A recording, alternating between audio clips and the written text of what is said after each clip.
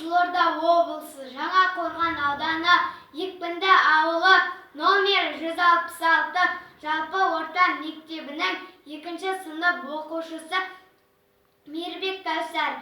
Абай Құнанбаев.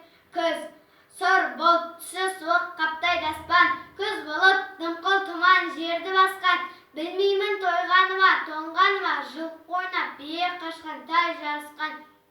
Жасыл шөп, бәйшешек жоқ бұрынғыдай, жастар күлмес, жүгірмес, бала шулай.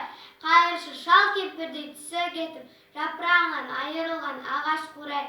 Біреу малмас сапсиды салы биен, салбыраңқы тәртіпті жыртық киіп, енесіне ертіп шуда жүрін. Жас қатындар жыртылған жамайды үйіп, қастырна қатарласып қайтса бермен, астында ақ шөмші жүр ол бір керуен. Қай ауылды көрсеңде жабыр қаңқы, күлкі ойын көрім белесейін сүйрен.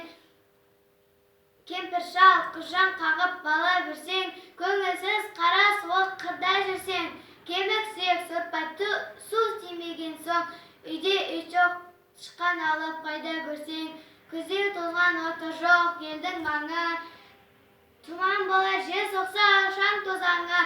От жақпаған үйінің сыры қашып, ыстан қорған қазақтың құрсын заңы.